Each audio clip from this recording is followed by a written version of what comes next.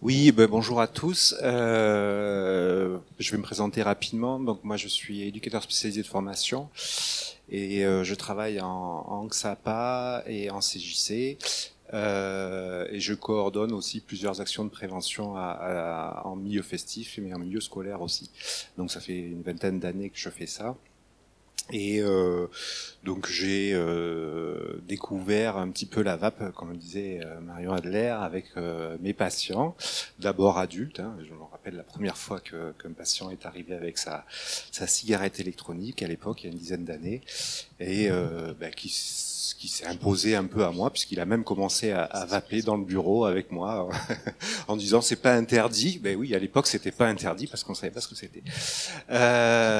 Et du coup, par rapport à cet outil-là, ben alors le CEID addiction, on est un peu biberonné à la réduction des risques. Donc du coup, ce qui aussi a expliqué qu'on était dans une dynamique de voir un peu les risques et les dommages qui étaient liés par rapport aux consommations. Et puis les outils qui servaient à réduire ces risques et ces consommations. Donc la cigarette électronique est apparue de manière assez évidente, et puis les études et les informations qui ont suivi aussi ont pu montrer ça. Puis après, c'était pas très... Marion Dallaire l'a montré sur la question de la dangerosité, mais voilà, une fois qu'on supprime le CO, les goudrons, les irritants, etc., du coup, voilà. Donc après, on s'est quand même informé, on était allé chercher un peu des informations, on a contacté même des professionnels qui fabriquaient du liquide, on est allé voir un petit peu comment ils travaillaient, on a essayé de... Voilà. Et petit à petit, on a, les patients, on a travaillé avec cet outil-là, pas de manière exclusive, mais effectivement en fonction de l'aide qu'ils pouvaient apporter. Alors, peut-être que la valeur ajoutée que je peux apporter là, c'est plutôt l'expérience avec les jeunes, puisque dans le cadre de la prévention en milieu scolaire, oui, sur l'étude qui nous a été montrée sur l'augmentation rapide aux États-Unis. Alors, elle a été beaucoup moins rapide en France, parce que on n'a pas les mêmes outils, ni la même. À l'époque, les professionnels qui vendaient des vapes n'avaient pas la même force de frappe peut-être que les États-Unis. Voilà, du coup, ça les intéressait assez peu, les jeunes, en fait, au départ, la cigarette électronique.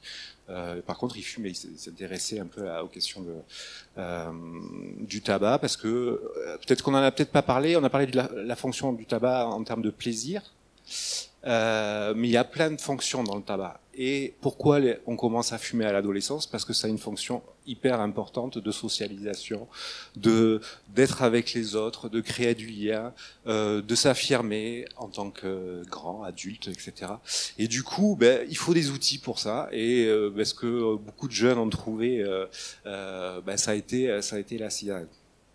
Donc du coup, un outil qui permettait peut-être de faire ça de la même manière en ayant une toxicité bien moindre, c'était aussi intéressant à prendre en compte.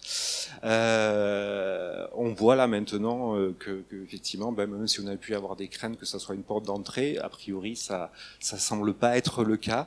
Globalement, la fonction du tabac reste, elle est nécessaire, enfin en tout cas elle est importante pour les jeunes, elle a une fonction pour les jeunes. Donc plutôt qu'ils passent effectivement à la cigarette, peut-être qu'on peut se dire c'est peut-être mieux que la cigarette électronique. Alors peut-être qu'on peut leur proposer aussi plein d'autres choses. Peut-être on voit que dans le problème des addictions, la question de l'accessibilité est un facteur déterminant. Si nos jeunes ils n'avaient pas accès au tabac, peut-être qu'ils fumeraient pas comme ça. C'est très très facile d'avoir accès à du tabac, de rentrer dans un bureau de tabac et d'acheter du tabac. La preuve en est, c'est que quand ils ont besoin d'acheter des cigarettes électroniques, c'est en tabac qu'ils vont et pas en magasin spécialisé, parce qu'en magasin spécialisé de vape, on leur interdit de l'acheter. Donc du coup, ils vont là où il y a tous les produits avec lesquels on peut fumer et qu'on peut fumer, et donc du coup, ils rentrent dans un bureau de tabac et ils demandent ce qu'il y a. Alors, ceux qui sont fumeurs, qui vont dans les bureaux de tabac, ils voient tout ce qu'on peut trouver dans un bureau de tabac. voilà, je parlerai rapidement peut-être d'un élément un petit peu qui peut être un peu inquiétant en ce moment, qui est les puff bars, voilà, qui est en train d'inonder enfin inonder, non même pas, non, c'est en train de faire le buzz en tout cas, parce qu'effectivement il y a du marketing autour de cet outil-là. Alors, juste pour vous expliquer un petit peu comment on récupère aussi toutes ces informations, nous on a un minibus qui va 3 fois par semaine devant les espaces fumeurs des lycées. Et sur l'espace fumeur, c'est un choix, hein, c'est vraiment d'aller au plus près des consommateurs et de discuter avec eux autour d'un café, d'un chocolat chaud, voilà, et de leur proposer des outils pour réduire. Je sais que c'est pas la formule consacrée, voilà, mais en tout cas, les jeunes, ils n'ont pas forcément envie d'arrêter. Ils vous le disent. Alors, si vous leur dites si, il faut que tu arrêtes, ils vont dire mais non, j'ai pas envie d'arrêter, j'ai juste envie de diminuer parce que ça coûte cher, ou j'ai juste envie voilà, d'utiliser autre chose, ou j'ai besoin d'autre chose. Voilà, et c'est autour de ces discussions-là qu'on va amener des informations, notamment sur les patchs aussi, parce que c'est quelque chose qu'on fait. On leur dit, parce que souvent ils ont une image du patch, ça marche pas les patchs, mes parents ils ont essayé, ils n'ont pas réussi à arrêter de fumer. Bah, pourquoi ça marche pas, dans quel cadre, on leur explique tout ça, on leur en donne des patchs, on fait des mini-consultations au sein du bus, et donc on parle un petit peu de tout ça, et la vape, l'intérêt c'est aussi, ça explique ce que c'est la combustion et le danger de combustion. Alors on dit pourquoi c'est moins dangereux de vaper que de fumer, parce que quand on fume, il y a de la fumée, et tous les dangers liés au tabagisme sont dus à la fumée. Et donc du coup, ah oui, pourquoi ah oui, mais moi, de toute façon, je fume pas de cigarettes, je fume que des joints. Donc c'est naturel, le joint. Bah, du coup, ça permet de dire, quand je fume des joints, il y a de la fumée aussi. Donc du coup, pourquoi c'est dangereux de fumer des joints? C'est parce qu'il y a de la fumée. Voilà. Bon, je ne vais pas rentrer sur la question du vaporisateur de cannabis, mais parce que d'abord, on voit que c'est un outil qui pourrait paraître similaire, juste une petite aparté quand même, et qui n'est pas du tout investi par les usagers. Voilà, donc c'est parce que c'est pas du tout les mêmes produits et que les gens qui fument des joints, ils préfèrent fumer des joints que vaporiser pour l'instant. Voilà, c'est pas pour rien.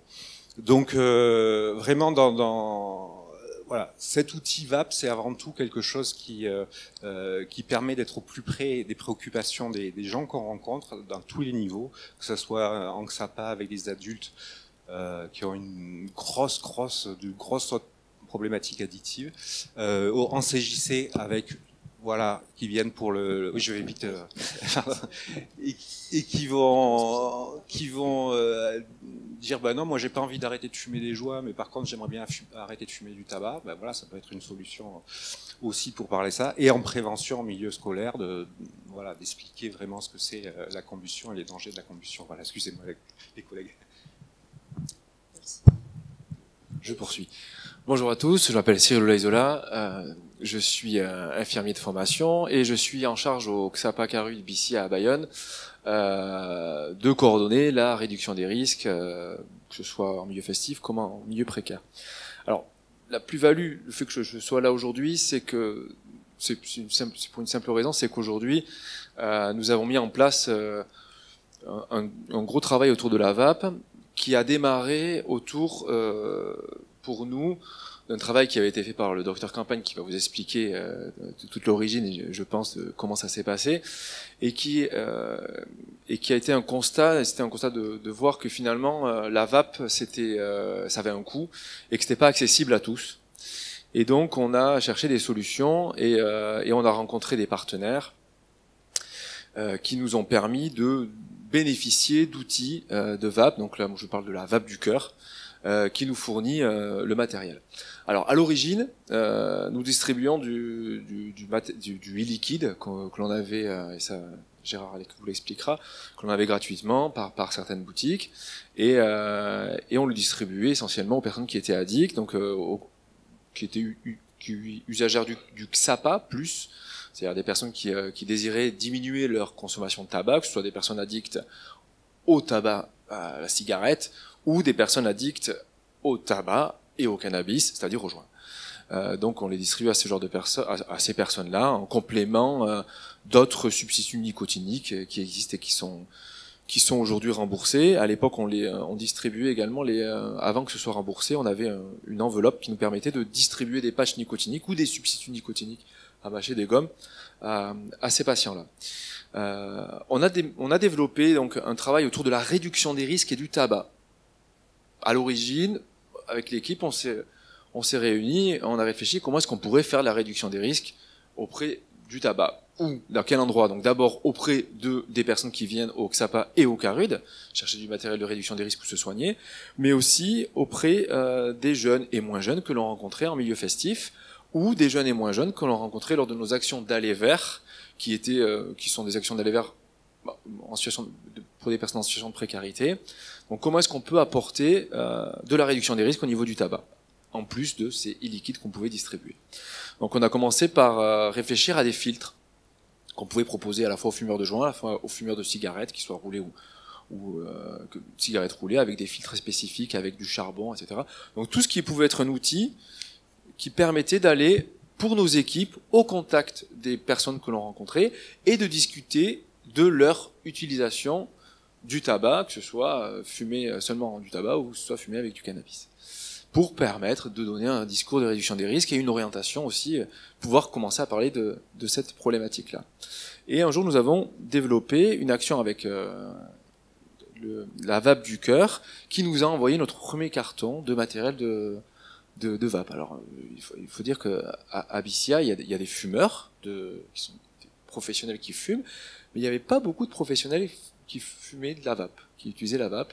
Donc on a découvert d'abord cet outil-là, ce qui a permis à certains des professionnels d'arrêter de fumer, ou en tous les cas de diminuer leur usage en utilisant ce matériel-là, parce qu'il fallait se l'approprier, ce matériel.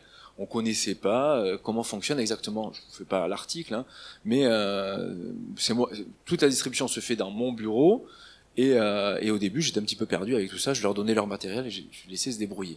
Je réalise que pour que ça fonctionne, il faut donner maintenant des conseils très précis. Donc, vous avez donné, docteur Adler, les conseils qu'il faut donner, mais en effet, il faut trouver le bon goût, le bon dosage, la bonne technique, comment ça fonctionne, et on les accompagne là-dessus. Ce qu'on a réalisé, c'est qu'en offrant à cette population-là, donc là je parle de population précaire, qui n'ont pas les moyens de s'acheter ce type de matériel, la possibilité de ne plus fumer des cigarettes, mais aussi de ne plus être esclave de leur usage.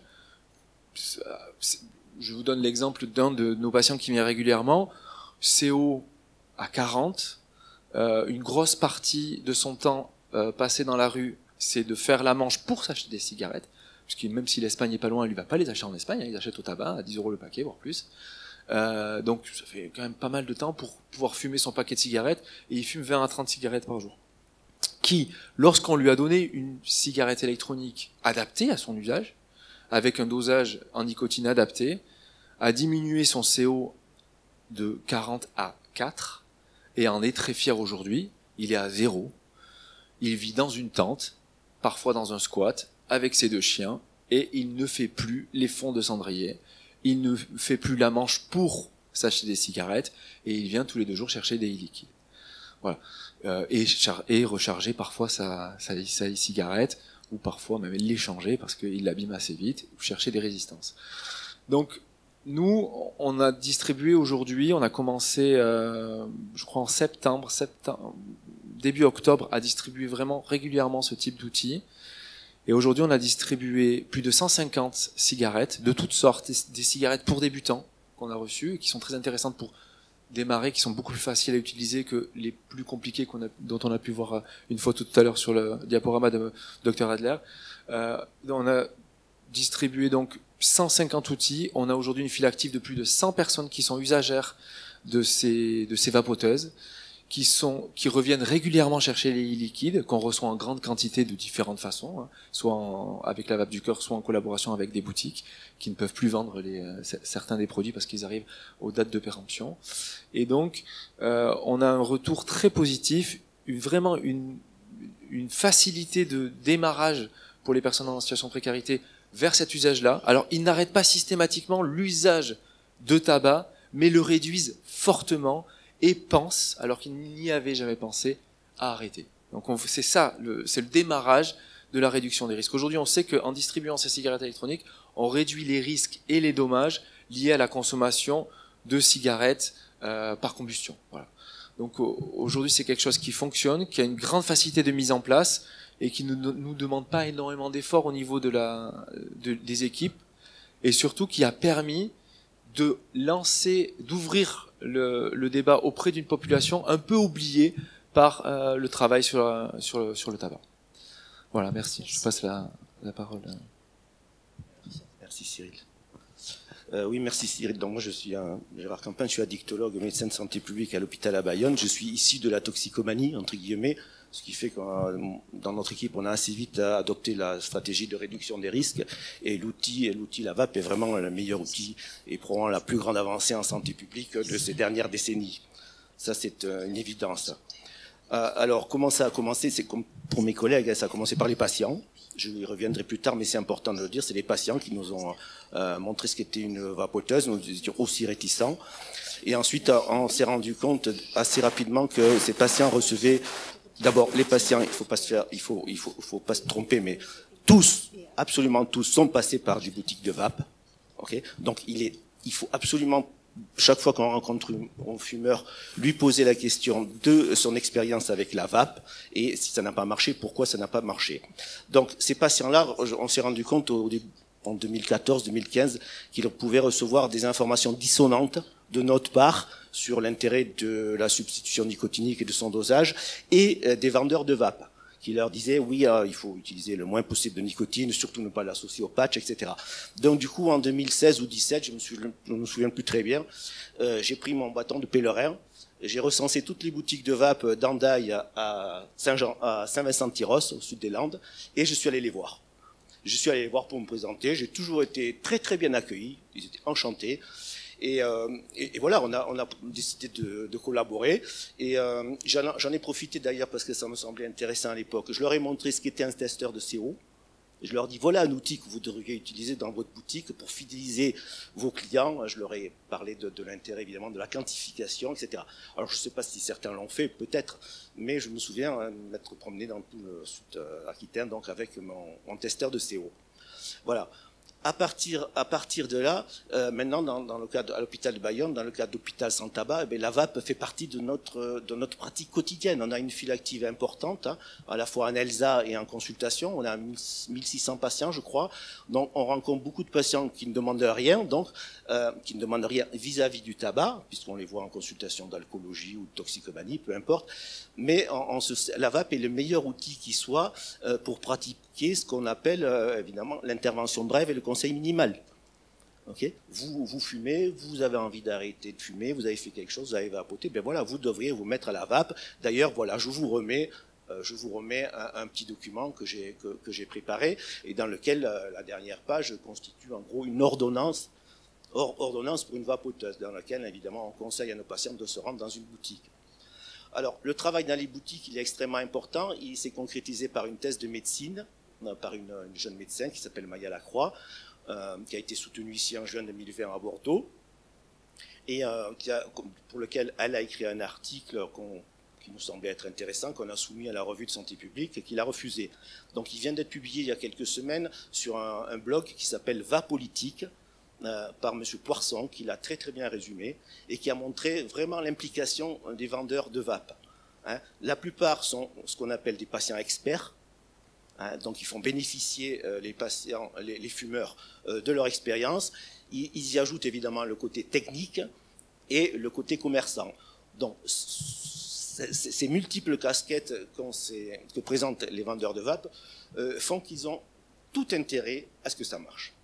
Donc ils se donnent à fond pour que leurs patients finalement ne deviennent plus leurs clients leurs clients. Ça doit être une des seules activités commerçantes dans lesquelles évidemment on travaille pour la fin de sa clientèle, de sa patientèle. Et donc il faut vraiment compter sur eux, il faut aller les rencontrer, il faut discuter, leur remettre nos cartes. De temps en temps ils nous adressent des patients, des clients pour lesquels ils sont en difficulté. Et puis comme le disait Cyril, ils peuvent aussi nous fournir du matériel, des invendus. Donc très très intéressant d'aller les rencontrer et de collaborer. Ensuite, concrètement, à l'hôpital, outre le conseil minimal, l'intervention brève et la collaboration avec les vendeurs, évidemment, la VAP fait partie des outils qu'on utilise en association avec les substituts, le Champix, quand il y en a, etc. Voilà. Ensuite, qu'est-ce qu'on fait? Ah oui, alors on a aussi on a signé une convention avec la VAP du Cœur. Donc l'hôpital finance la VAP du Cœur, mais à hauteur dérisoire, hein, je pense, voilà. À hauteur, c'est dérisoire, et ils nous envoient chaque fois qu'on leur demande, dans les 3 jours qui suivent, on reçoit un colis avec plusieurs dizaines de VAP, d'appareils. Donc ces vapoteuses, ben, on s'en sert pour nos patients précaires. Déjà on l'a sur le bureau, donc on apporte caution de vapotage en disposant de vapoteuses sur nos bureaux. On en remet à nos patients précaires dans les services de chirurgie, par exemple, quand ils sont immobilisés, voire en cardiologie. Bon, tout ça, ça fait l'objet de discussions, ça s'est pas fait du jour au lendemain.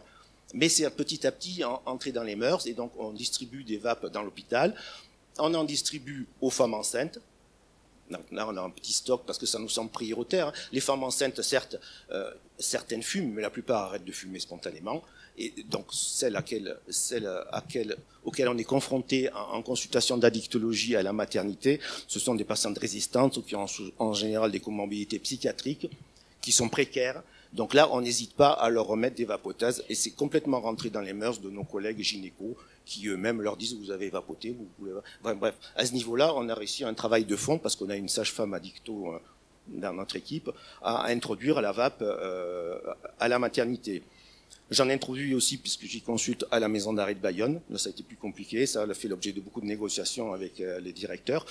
Mais j'envoie des vapoteuses à la maison d'arrêt, et je leur apporte des dizaines et des dizaines voire des centaines de flacons de e-liquide.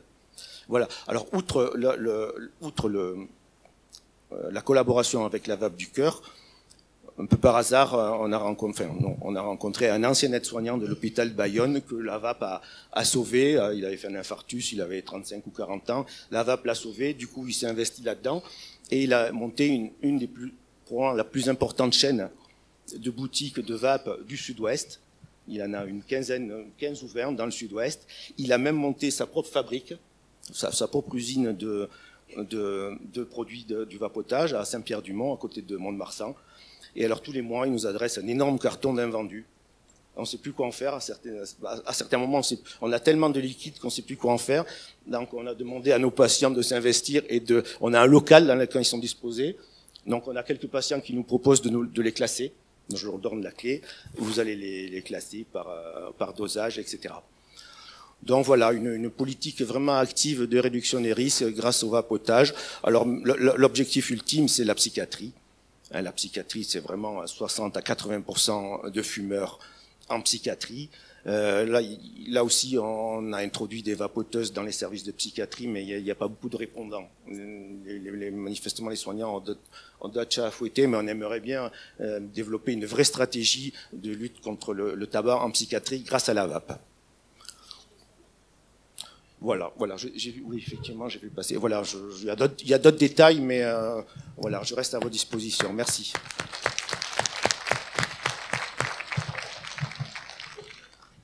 Non, juste pour ajouter, en Angleterre, ils ont fait vraiment une étude maintenant sur des services de psychiatrie avec hospitalisation, et évidemment en utilisant les substituts, en formant le personnel d'abord pour l'utilisation des substituts et l'utilisation de la vape, et c'est la seule chose qui a permis d'avoir des services de psychiatrie totalement non-fumeurs. Donc je pense que c'est important de prendre exemple sur l'Angleterre.